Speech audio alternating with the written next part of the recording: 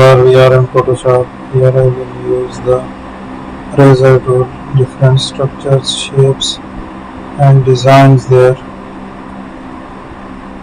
We will use the paint, make the changes there. We have the different designs and shapes along with it. We will try to make the changes there. Let's have a design with it. Create the changes there.